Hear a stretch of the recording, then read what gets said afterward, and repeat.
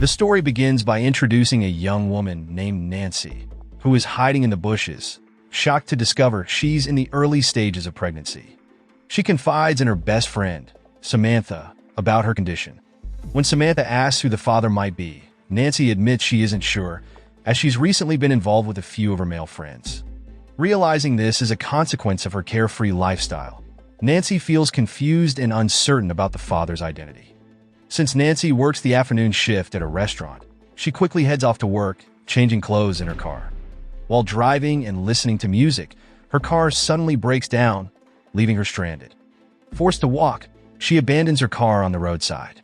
On the way, Nancy runs into her co-worker, Bobby, who always rides his bike to work.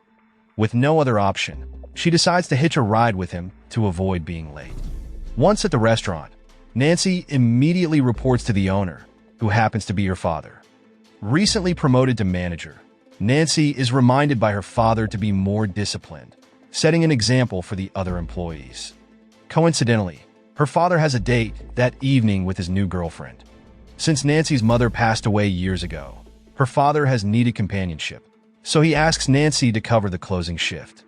While cleaning tables, Nancy comes across a customer's leftover plate filled with beans and eggs, which makes her feel nauseous, and she rushes to the bathroom to vomit. Jake, the restaurant's chef and her father's trusted friend, is also working that evening. Sensing what's going on, Jake suspects Nancy might be pregnant. Moments later, her father unexpectedly walks in just as she's still feeling unwell.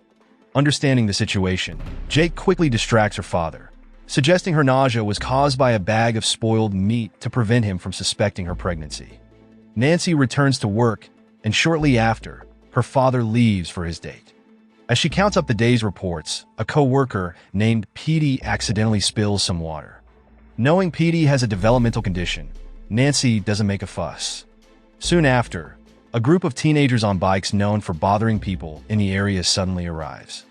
Not wanting them to disturb the restaurant, Nancy steps outside to chase them away. It turned out her pregnancy makes Nancy more sensitive and quick-tempered, which leads to her scolding everyone, including Petey, who still hasn't cleaned up his spill. Unexpectedly, the teenagers were undeterred, entering the restaurant wearing masks and pretending to order food. Recognizing they're only there to cause trouble, Nancy threatens to call the police if they don't leave. But Jake, who overhears her, realizes she's bluffing and isn't actually serious about calling the authorities. Following the incident, Nancy vents her frustration at all the staff, including Jake, Bobby, Petey, and 2 other employees. She criticizes them for not helping her chase off the teenagers, claiming they just stood by idly. Jake, the restaurant's senior staff member, suggests the teens were only joking around and that Nancy didn't need to react so harshly. He adds that her behavior was uncalled for. Feeling her authority as manager was undermined, Nancy decides to fire Jake, despite his role as the restaurant's trusted chef and her father's right-hand man. Jake immediately apologizes, admitting that he still has unpaid bills and loans. He explains how much he needs the job, pleading with Nancy not to fire him. However, determined to assert herself, Nancy stands by her decision and orders Jake to leave right away. After the meeting, Nancy rushes to the restroom to calm down.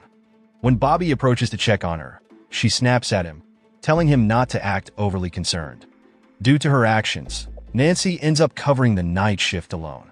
Later, she calls her father to inform him of Jake's dismissal, knowing she has no backup for the evening. Her father is taken aback, thinking she acted too quickly, especially considering Jake's importance as the chef. Although the menu isn't complex and Nancy could handle it herself, finding a replacement with Jake's experience could take time, and his cooking skills were exceptional.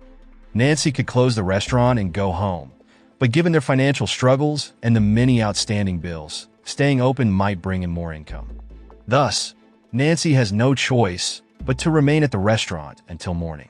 With no customers around, Nancy grows bored and plays music while cleaning. She even turns on the disco lights, dancing alone in the restaurant. After her solo dance, she notices a few bicycles parked across the street, realizing that the teens are likely planning to cause trouble again. As a result, she quickly grabs the microphone, threatening to call the police. Unexpectedly, the teens retaliate by banging on the restaurant windows. This time, they've gone too far, so Nancy makes a genuine call to the police. The officer informs her that all units are busy handling a horrific murder elsewhere, meaning it will take time to send an officer, and only one officer might be available. With no other option, Nancy prepares to hold her ground while waiting for help.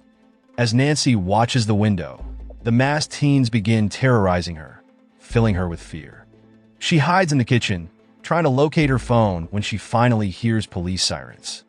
Relieved, she watches as the officer arrives, surveys the area, and even spots a dripping faucet, as if someone recently used it. The officer radios in, confirming that the scene appears secure. When Nancy reports the masked teens on bicycles, the officer immediately recognizes them as suspects in a recent violent murder. He explains to Nancy that before coming to her location, the police had responded to a crime scene where masked teens on bicycles had committed a brutal killing. This revelation confirms that the people Nancy faced tonight are indeed the perpetrators they've been tracking. As Nancy and the police officer prepare to leave, the masked teens suddenly arrive, prompting the officer to urge Nancy to get away quickly. However, moments later, one of the teens kills the officer. Terrified, Nancy hides in the storage room. Out of nowhere, Bobby appears, looking confused, and Nancy quickly pulls him inside the restaurant. They hide in the kitchen, but one of the masked teens discovers them, and they are both captured. Because of this, Nancy and Bobby are tied up and forced to kneel, facing each other. As Nancy continues to resist, she is taken to the back. Soon after, Nancy manages to free herself and grabs a knife. She injures one of the attackers with it before making her escape. But as one of the attackers on a bicycle reverses, Nancy accidentally stabs Petey, who she hadn't realized was there. Shocked, Nancy suddenly understands that Jake, Bobby, and Petey are all involved in the plot. Earlier that day, when Nancy fired Jake, it was revealed that he was a drug addict. He desperately needed the job, not to pay bills, as he had claimed, but to fund his addiction. Petey, Jake's younger brother, was often dragged along when he sought out illegal substances from a dealer. Lacking the money to pay, Jake even threatened the dealer with a gun he kept in his car's glove compartment. On his way home, under the influence, Jake encountered a group of masked, bicycles-riding teens gathered around a bonfire by the roadside. At that moment, Jake joined them, angry and eager to complain that they were the reason he'd been fired. If the teens had not caused trouble at the restaurant, Nancy wouldn't have been upset enough to fire him. Fueled by rage and the illegal substances, Jake lashed out, stabbing one teen and mercilessly shooting the other three. Tragically, Petey, clueless about the escalating violence, found himself entangled in his brother's brutal actions. After killing the four teens, Jake and Petey loaded their bicycles and masks into their car. Jake then instructed Petey to head to the restaurant while he went to meet Bobby and his older brother at their home. Not long after, at Bobby's home, Jake vented about Nancy's behavior that day, proposing the idea of spooking her by wearing the masks and riding the bicycles. Hearing this, Bobby and his brother agreed, so he asked about the masks and bicycles. Unexpectedly, Jake casually mentioned borrowing them from a group of teens without giving too many details, urging Bobby not to worry. Meanwhile, Petey, now at the restaurant, noticed his hands still covered in blood from being forced to assist his brother. He then decided to wash them at the back faucet, which explains why the water was found running when the police arrived later. Shortly afterward, Jake and his friends reached the restaurant.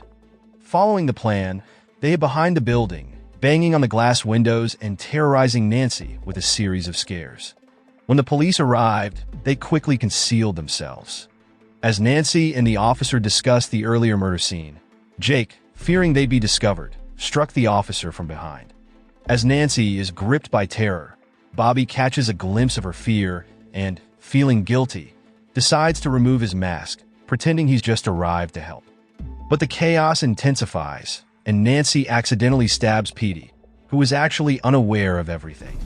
Shocked, she feels sympathy for Petey and realizes how deeply Jake has entangled his younger brother in this dangerous situation.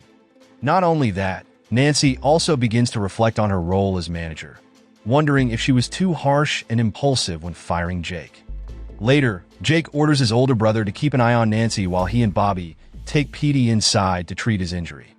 The moment the brother is distracted, Nancy seizes the chance to escape to the back, where she finds a bag of rotten meat and considers using it to her advantage. Meanwhile, Jake tries to stop Petey's bleeding, while Bobby, realizing things have gone too far, secretly grabs the officer's car keys to escape. However, Nancy's father, who's out on his date, repeatedly calls Jake about his dismissal, upset that it happened without his approval. He argues that Jake should keep his job and ignore Nancy's outburst, but by this point, Jake is in too deep, having already crossed too many lines, and his phone is left behind in the car. Elsewhere, Nancy is being chased by Jake's brother. She manages to push him into a deep fryer, ending the threat. As she hides under a table, she sees Bobby's body lying in a pool of blood, having apparently been attacked by Jake. At that moment, Samantha arrives as per Nancy's earlier call, but freezes at the horrifying state of the restaurant. Ignoring Samantha's stunned expression, Jake quickly pursues Nancy as she tries to flee to the restaurant's back storage. Soon after, the early morning sun begins to peek through the windows, offering Nancy a sliver of hope that she might escape. Desperate, she races toward the exit, but her efforts are futile. Within seconds, Jake catches up to her and, without hesitation, stabs her in the back, sending her crashing to the ground. Without mercy, Jake drags her injured body back into the empty restaurant. Unaware of her pregnancy, Jake cruelly presses down on her abdomen before leaving her lying helplessly and walking out as if nothing had happened. Moments after Jake leaves the empty restaurant, Nancy regains consciousness, slowly opening her eyes with a mix of pain and confusion. Miraculously, she's still alive, thanks to a clever precaution she took earlier. Anticipating the potential danger, Nancy had quickly strapped the piece of rotten meat she found in storage to her abdomen, securing it with plastic wrap. This makeshift shield served as a protective layer during Jake's brutal assault, preventing the knife from reaching her vital organs. Though she is wounded and weak, the stab wasn't as deep as Jake had intended, giving her a fragile yet vital chance at survival. When Nancy encounters Bobby, she finally reveals the truth. The baby she's carrying is his, the result of a night they spent together at a party. With newfound determination, Nancy takes the police car keys and heads to Jake's house, intent on ending this nightmare once and for all. Soon after, Nancy confronts Jake from behind and puts an end to his threats. Exhausted and bleeding, Nancy struggles back to the restaurant on foot. Shortly afterward, her father arrives, asking her what had happened. Moral lesson from the story: if you're dealing with trouble, maybe don't fire the one guy who can cook, because they might save you from mass teens and empty stomachs.